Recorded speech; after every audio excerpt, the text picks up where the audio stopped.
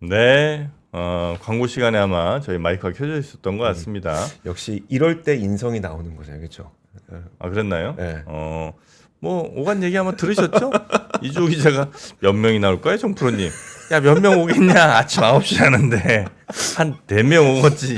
예, 그렇게 얘기했습니다. 그쵸. 네, 잘 그런 이렇게, 얘기들 합니다. 못 들으셨을까봐 다시 한번 광고할 때 잘 알려드립니다. 소소한 얘기들 합니다. 몇 명이 나오실까? 네. 달리는 커피에 정프로가 커피 앤 샌드위치를 쏘는데 전에 그 버거킹 때는 한 10명 정도 왔거든요. 그러니까 그 증권가에서 소문이 엄청 돌았었어요 그날도. 그때 200 나갔잖아요. 아 그래요? 네. 그렇겠네. 오늘 9시에는 뭐 아유 아마 후일담. 예. 막 너무 비싼 거 시키셔갖고 되게 얼굴이 사색되셨었다고. 그 세트 보통 그때 13,000원 뭐 요 정도였거든요. 네네. 12,000원, 13,000원. 혼자 24,000원치 먹는 놈이 있었어요. 인성이 아주 파탄 났다고 봐야지. 아, 내가 사준다 했잖아. 그러면 이제 뭐 적당히 먹으면 되지. 막 그거 한번 사준다 그냥 막 생점 자기가 평소에 먹던 거 먹으면 내 말도 안 해요. 막 뭐 이것저것 다 아이스크림 뭐 이렇게 막 다 에이그 그게 정프로님 사랑하는 마음입니다. 자 이제 김두원 부장 우리 빈센트님 한번 만나보도록 하겠습니다. 잠시 후 9시에 또 달리는 커피에서 있으니까 꼭 오시고요. 자 김두원 부장 나오셨습니다. 어서 오세요. 네, 안녕하세요. 비스입니다. 반갑습니다. 와 5,000피는 지나갈 뿐이다. 네, 우리- 뭐 기착지죠? 네 기착지다. 그냥 버스 스탑 정거장. 정거장. 네. 일단 네. 뭐 네. 오늘 방송을 하기 전에 이 역사적인 순간에 두 분과 함께해서 영광입니다. 오늘이 역사적인 순간이에요. 네, 1.9% 남았는데요. 네, 오늘 갑니까? 네, 오늘 갈 가능성은 높습니다. 아, 오늘 와. 아니 지금 1월 20일이에요. 네, 그리고 유럽 때문에 나스닥 선물은 꺾였는데. 뭐 그럴 수 있죠. 그래도. 네, 오늘 뭐 어제의 기사라면 네. 오늘 충분히 가능해 보이고 또 정프로님이 좋아하는 이라는 표현을 써야 될 건데 뭐 현대차가 오늘 불을 뿜는다면 당연히 간다. 아하. 뿜긴 해야죠, 그죠? 일단 뭐 동시효과는 네. 예. 아, 이미 좀 나오고 있습니까? 네. 와, 역시 로봇이네. 아, 로봇입니다. 뭐 오늘 가면 너무 좋겠고요. 오늘 안 가더라도 뭐 충분히 이제 카운트다운에 들어갔다라고 보고 우리는 5,000비 시대를 대비해야 된다는 말씀도 드립니다. 네. 근데 제가 이제 어제 굉장히 우리 시장을 더 강하게 진짜 강하게 보는 이제 한 분을 만나서 이제 인터뷰를 했는데 외국인들이 요즘 한국 시장을 굉장히 매력적으로 보고 있다고 뭐 그런 얘기를 하더라고요. 그리고 작년 70% 오르는 동안 외국인이 안 들어오고 오른 거잖아요. 네. 뭐 그 말씀부터 주셨으니까 네. 화면 한번 보시죠. 첫 번째 단락의 세 번째 줄입니다. 이조 기자 말씀하셨던 것처럼 올해 기대 섞인 부분 외인 구단이 돌아온다. 작년에 코스피가 75% 인덱스 지수 자체가 상승하는 가운데 외국인이 없었습니다. 6.7조 원 순매도. 지금 한 3주 정도 지나고 있는데 어찌되었건 외국인이 한 2조 원 정도 우리 시장을 사고 있습니다. 네. 그렇다면 돌아왔다라고 보는 것이죠. 물론 샴페인을 먼저 터트릴 필요는 없죠. 그런데 고무적인 건 연말에 구두 개입이 있었고 지난 15일에도 환율 시장에서의 구두 개입이 있었지만 추세적으로는 원화 약세입니다. 원화 약세가 지난해 하반기부터 고착화되고 있는데 외국인이 어쨌든 들어왔다는 것은 저들께서 주장하는 부분 이젠 한국의 기업과 정부와 가게는 다르다. 외국인이 달리보기 시작했다는 컨셉 하나 있고 두 번째는 그들이 사는 우리의 주요 반도체 플러스 최근에 CES 이후에 피지컬, AI를 비롯한 로봇 등등도 시가총액 현대차가 3위를 재탈환했거든요.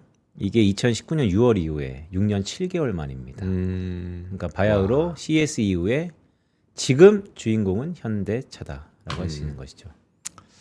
아, 그 내용이 지금 여기 적혀 있는 거죠? 맞습니다. 여기 첫 번째 있는 겁니다. 뭐, 읽을 수는 없습니다.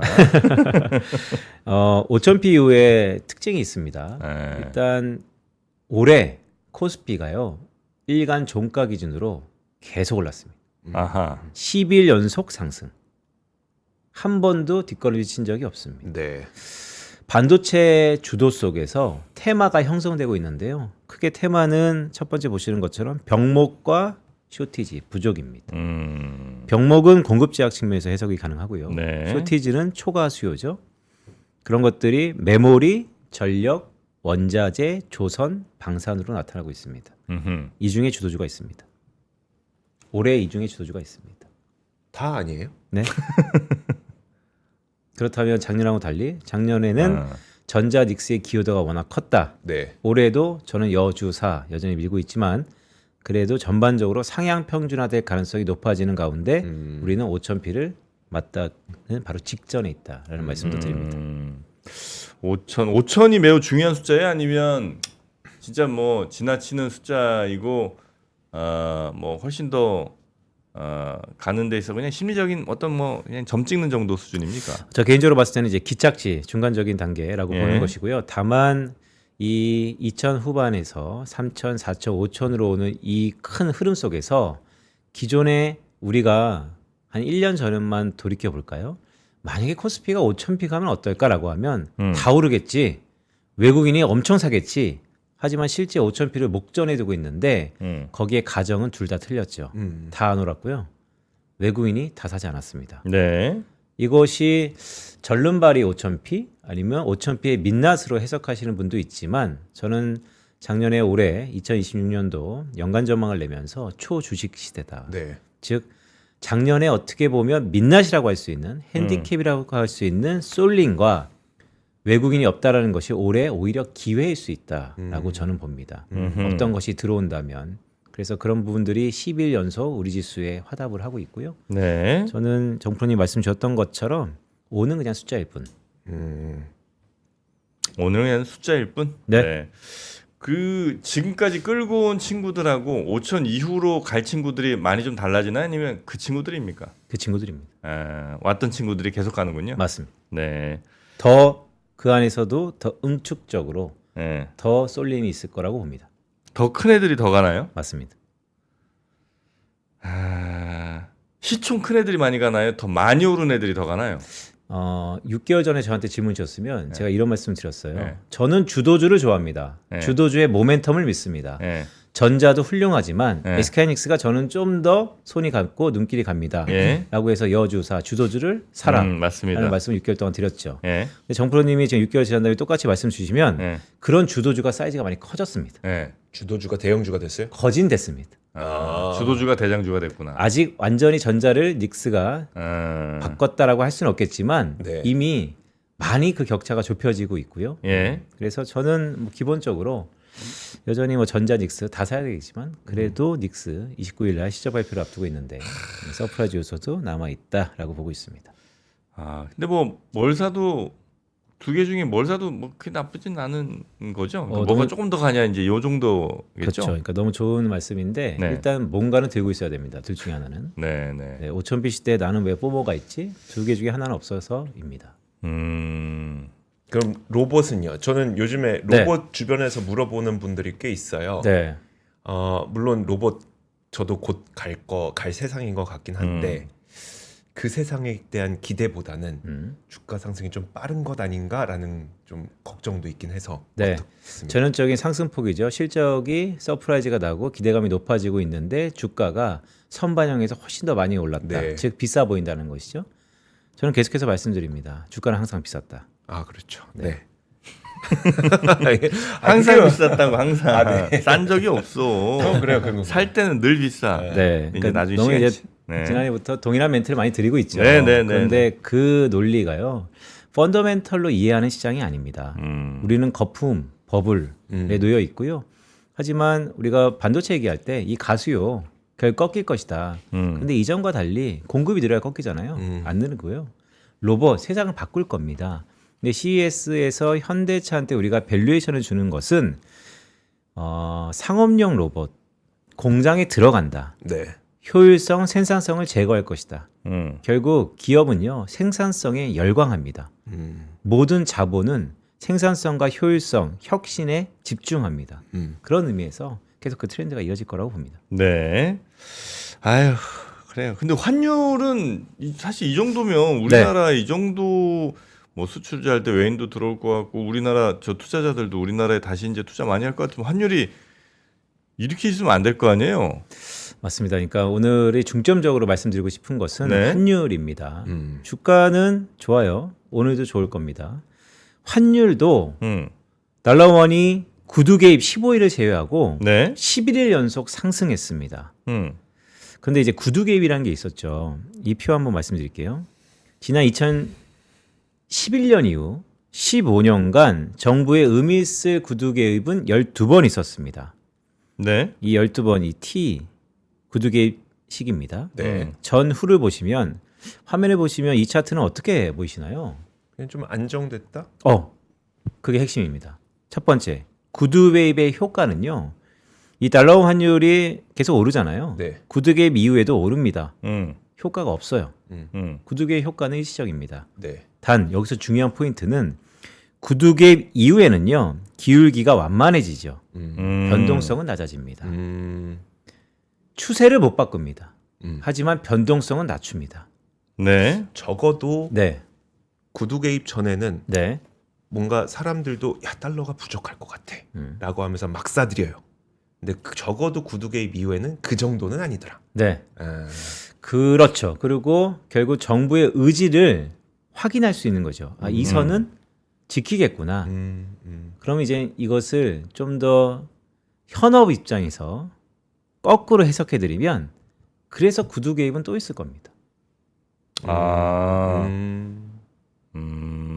그러니까 추세를 못 바꿔요. 결국 우리가 집중해야 되는 것은 구두 개입으로 인해서 변동성을 줄이는 데는 네. 단기적인 시각이고 좀 더 한 발짝 뒤에서 5000B 시대에 우리 원화 어떻게 할 것이냐. 네. 그렇다면 이 추세, 원화의 추세는 뭐로 결정하느냐? 세 가지로 결정되는데요. 달러의 사이클, 펀더멘털에 관한 대외 수급, 금리 차에 대한 기대. 이 세 가지를 어느 점 점검해 볼 필요가 있다라는 말씀을 드립니다. 네. 아, 근데 우리 정부는 그럼 계속해서 이 환율에 대해서는 조금 더 입장을 적극적으로 낼 거라고 보세요? 네. 아. 계속 적극적으로 낼 거고요.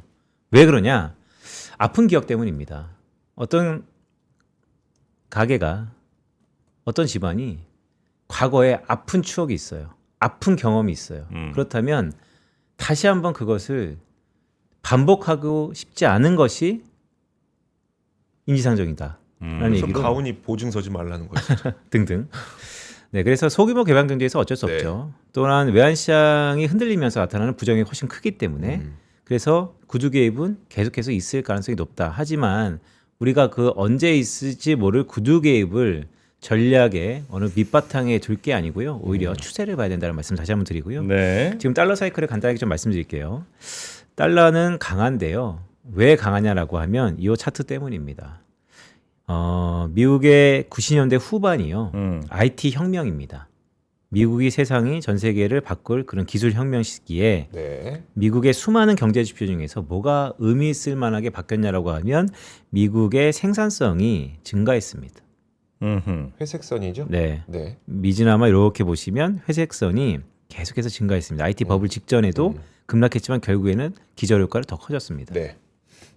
생산성이 증가했다. 혁신이 생겼다. 생산이 재고하고 있다. 모든 돈이 미국으로 흘러 들어간다. 당시의 뉴노멀입니다.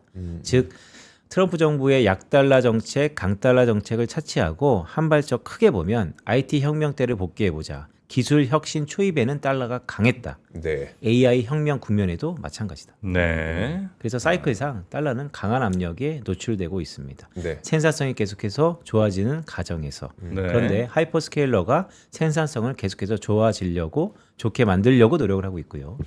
어저께 IMF가 경제 전망을 발표했는데 거기에 가장 핵심 포인트는 뭐냐면 AI. 기승전 2026년에는 AI입니다. 음. 좋아도 AI 때문에 망해도 AI 때문에. 근데 좋은 측면은 AI가 생산성을 들어 올린다라는 게 IMF의 올해 전망입니다. 네. 네, 미국은 확실히 견고해질 것으로 보고 네. 있고요. 그러면 구조적으로는 강달러 원화 약세를 우리가 염두에 두고 가긴 가되. 네. 그럼 정말 가파른 약세냐 아니면 네. 안정화된 약세냐 네. 사이의 기로에 있다는 거죠. 네. 정부는 안정적인다라는 것을 추세를 꺾을 의지는 없습니다. 왜냐하면 그게 되는 것이 아니기 때문에 다만 네. 그 변동성을 확실히 낮춰주려고 노력을 할 겁니다. 아까 정프로님의 대답에서의 저희 질문의 저희 대답은 정부는 추세를 바꾸려고 하나 싶지 않다. 못 바꾼다. 하지만 변동성은 극히 제어하려고 네. 구두 개입을 계속 할 것이다라는 말씀을 드리고요. 화면 한번 보시죠. 이게 이제 원화의 펀더멘털인데요. 비교하기 좋게 2016년 말 10년 전이죠. 그다음에 2021년 말 코로나 바로 직후 그다음에 현재입니다.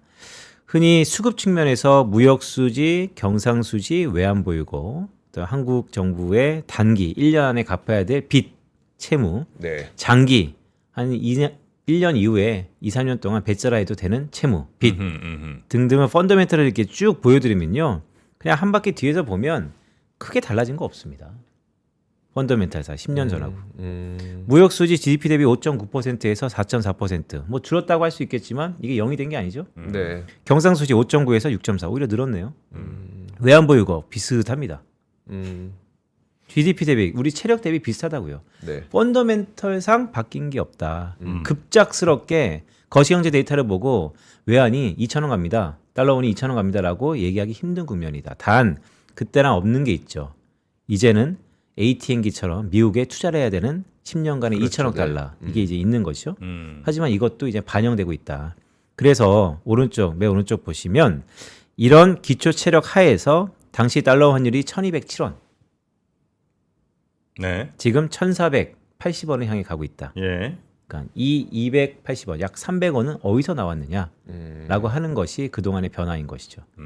자, 이것을 과거의 펀더멘털로 회귀할 거다라는 분석도 있고 저는 새롭게 누노말로 보자. 이제는 달러원이 상당히 원화가 약한 상황에서의 5,000p 시대. 거기에 투자 전략. 네.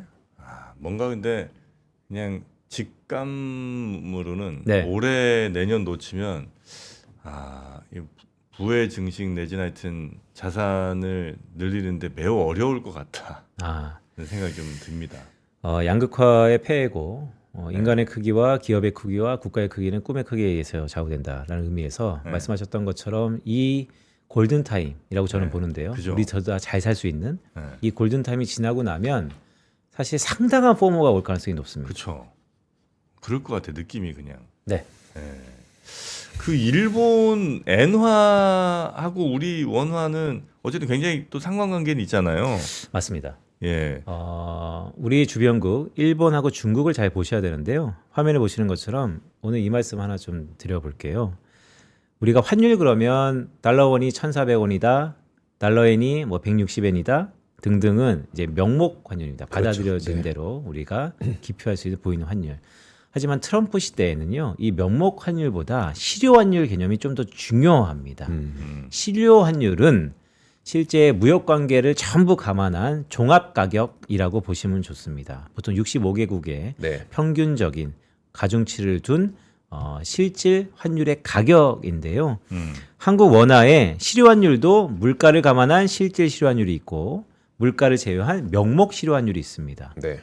아래로 내려가면 원화가 약한 겁니다. 최근에 원화는 실질이건 실효건 약합니다.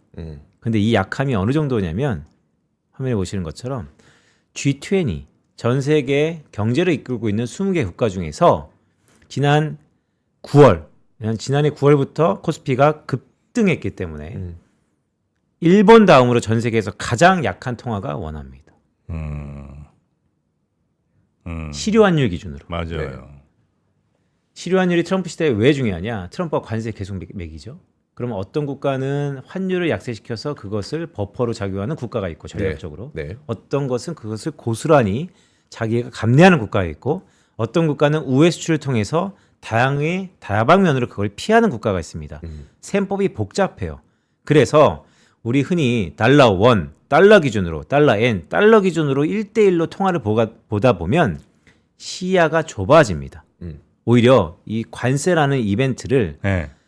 다양한 국가들이 다양한 전략으로 그것을 셈법을 하고 있는데 그럼 종합적으로 정말 찐 우리 환율의 가격이 뭐냐라고 봤을 때 그것을 볼 수 있는 게 실효 환율이고 그것도 물가도 최근에 인플레이션 시대에 국가마다 다 다르니까 네네. 실질 실효 환율 개념으로 환율을 바라봐야 된다. 실질 실효 환율 기준으로 환율을 바라보더라도 원화가 G20 국가, 그러니까 전 세계 국가 중에서 어느 정도 영업 활동과 경제 활동 있는 국가 중에서 일본 제일 다음으로 약해졌다? 약하다. 그렇게까지 약해질 건가 싶긴 한데 참 이게 다시 한번 말씀드릴게요. 요 화면입니다. 너무 좋은 질문인데요. 펀더멘털을 보면 크게 달라진 게 없다. 네. 그래서 우리가 이전에 없던 게 생겼다고 한다면 미중 패권 경쟁 플러스 미국으로 AT&T라고 우리가 치부하는 2천억 달러 대미 투자를 해야 되는 명세표. 네. 그게 그러면 이렇게 원화가 약할 정도로 해야 되는가? 저는 그 부분들이 기본적으로 우리 기업이 감내해야 될 앞으로 숙제이자 기회라고 보는데요. 결국 그 숙명적인 부분은 차차 우리가 고민하더라도 주식 투자 전략적 함의는 뭐냐면 요겁니다. 이종통화. 자, 다 달러 대비 기축통화 대비 원이 어땠냐, 엔이 어땠냐, 위안화가 어땠냐 하지만 우리 원이 일본 엔화 대비, 우리 원이 중국 위안화 대비 어떠냐를 한번 봤습니다. 최근에 2022년부터 완전히 고착화됐죠. 뭐냐면 우리 원화는요 엔화 대비 강하고요. 원이 엔화보다는 강합니다. 네. 위안화보다는 약합니다. 네. 이게 그냥 2, 3년 동안 고착화됐습니다.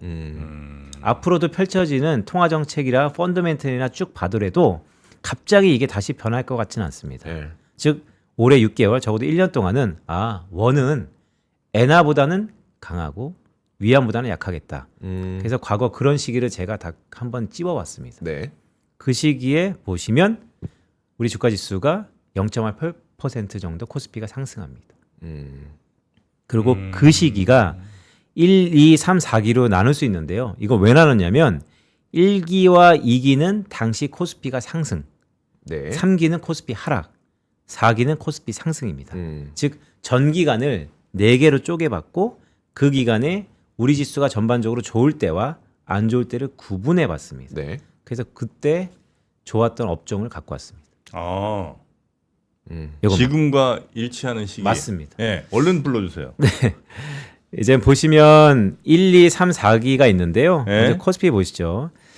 전기간 상승하냐 하락하냐를 차치하고 예? 그냥 이 전기간 동안 기계와 조선이 꽤 좋았고요. 기계조선. 네. 우리 코스피가 상승했을 때는 반도체랑 운송이 좋고요. 반도체 운송. 네, 예. 하락했을 때는 증권, 보험 쪽이 좋았다. 아, 그리고 관련된 기업도 이렇게 또 갖고 왔습니다. 아하. 우리가 상승 국면, 노안이 즉 왔어. 지금처럼 코스피가 상승했을 때는 반도체와 운송 업종이 좋아 보이는데 예. 그 중에서 여러분들이 알고 있는 전자닉스, 한미반도체 등등이 시가총액 상위 기준으로 상당히 있고요.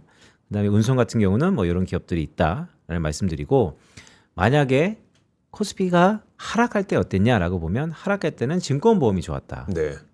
그런데 상승 하락 모르겠고 그냥 다 토틀어서 그런 거 상관없이 상승할 때나 하락할 때나 교집합으로 뭐가 좋았냐라고 보면 기계와 조선이 좋았다. 근데 여기 수많은 업종들 중에 우리가 주도주라고 명칭했었던 느꼈던 업종들이 있다는 것이죠. 그래서 결론은 이제 환율은 실효환율 개념으로 보시죠. 네. 왜냐하면 트럼프 시대는 실효환율이 좀 더 정확하게 우리 환율을 보는 것 같습니다. 그런데 공교롭게도 지금 원화가요 상대적으로 엔화보다는 강하고 위안화보다는 약합니다. 네. 그게 3년 동안 진행되었는데요. 올해도 그게 지속될 가능성이 높아 보입니다. 과거랑 꼭 똑같지는 않겠지만 그런 국면에 유독 시세를 냈던 업종들이 있는데 그런 업종들이 이런 업종들입니다라는 네. 것을 오늘 보여드리려고 갖고 왔습니다. 알겠습니다. 자, 이렇게 오늘 참고해 보도록 하겠고요. 우리 환율이 이럴 때 네. 어떤 업종, 어떤 기업들이 더 괜찮을지 과거 데이터로 한번 또 분석해 봤습니다. 자, 우리 빈센트님 대단히 감사하고요. 내일 또 봬요. 고맙습니다. 고맙습니다. 감사합니다. 네. 자, 이제 저희도 인사드리고 가야 되는데 저희 드림 투어 있잖아요. 글로벌 드림 투어. 네.